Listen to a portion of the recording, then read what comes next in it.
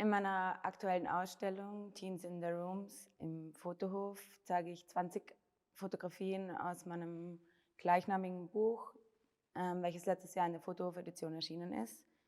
Die gesamte Serie umfasst 38 Porträts von Jugendlichen zwischen 13 und 19 Jahren. Und ich habe alle Personen bei ihnen zu Hause in ihrem Zimmer besucht. Die Idee zu dem ganzen Projekt liegt meinem grundsätzlichen Interesse an Jugendkultur und Gegenkultur zugrunde. Und ich habe mich auch sehr viel an meine Zeit als Teenager erinnert und habe mich gefragt, was sich verändert hat oder ob sich was verändert hat. Das Zimmer als Ort habe ich deswegen gewählt, weil es ein Ort ist, an dem die Jugendlichen sich zurückziehen können und für sich alleine sind. Es ist aber auch ein Ort, wo sie ihre Persönlichkeit entwickeln, und ich finde den Ort, also das Zimmer, auch spannend, weil es eine Mischung ist aus ihren eigenen Ideen, wie sie ihn gestalten wollen, aber trotzdem ist es noch das Zimmer der Eltern irgendwie. Und man sieht halt, wie sich die Persönlichkeit eben durch irgendwelche Einrichtungsgegenstände oder Poster oder so abzeichnet. Und genau dasselbe sieht man halt natürlich auch in der Kleidung und in den Interessen der Jugendlichen. Ja, und ich habe das Zimmer auch gewählt als Ort, weil es ein Ort ist, an dem sie sich halt wohlfühlen, und für viele der Personen war es eine erstmalige Erfahrung, dass sie ein Shooting mit einer Fotografin oder so halt hatten. Weil grundsätzlich geht es mir in der Arbeit weniger um das Zimmer, sondern um die Personen an sich.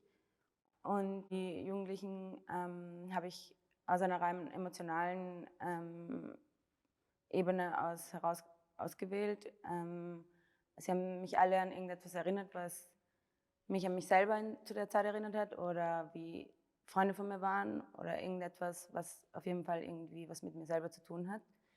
Und deswegen würde ich auch sagen, dass das ganze Projekt einen autobiografischen Charakter hat, auch wenn es vielleicht anders aussieht, weil es sich den Stilmitteln von Fotoreportage eher aneignet.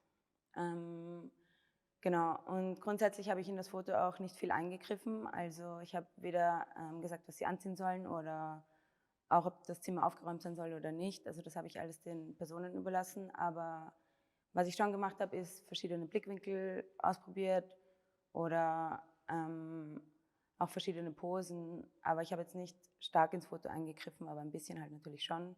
Im Gegensatz zu meiner sonstigen Arbeit, wo ich mich viel mit Personen aus meinem näheren Umfeld beschäftige, also sowohl im Modefotografiebereich, wo ich auch lieber Freundinnen fotografiere als Models oder so, war das hier eine Herausforderung für mich, weil ich die Personen vorher nicht kannte und erstmal irgendwie einen Zugang zu denen finden musste. Und mir ist auch bewusst, dass es ein sehr ein generell intimes Projekt ist und auch ein intimer Ort, in dem ich mich dann halt aufhalten werde mit denen. Insofern genau, muss ich erstmal irgendwie herausfinden, wie gehe ich auf die Leute zu und wie schaffe ich eine Vertrauensebene, dass sie mir auch vertrauen. Und genau, also ich habe das eigentlich dann durch das Arbeiten auch entwickelt. Also meistens habe ich die Person angesprochen und ihnen dann mal im Nachhinein ein grobes Konzept geschickt von dem, was ich mache, und dann haben sie Ja oder Nein gesagt. Die meisten haben Ja gesagt, und dann bin ich zu ihnen gegangen, und wie gesagt, öfters sind wir spazieren gegangen oder einen Kaffee trinken gegangen, um uns kennenzulernen. Und dann habe ich fotografiert, und der Kontakt besteht auch bis jetzt noch. Also es war nicht mit einem Shooting getan, sondern das ist, also ich bilde es nicht mehr ab, aber wir sind immer noch halt in Kontakt, und das ist mir auch wichtig. Und das ist eigentlich auch der rote Faden, der sich zu meinen sonstigen Arbeiten durchzieht, dass bei mir immer die Person eigentlich im Vordergrund steht und dass immer eine Zusammenarbeit ist zwischen mir und der Person.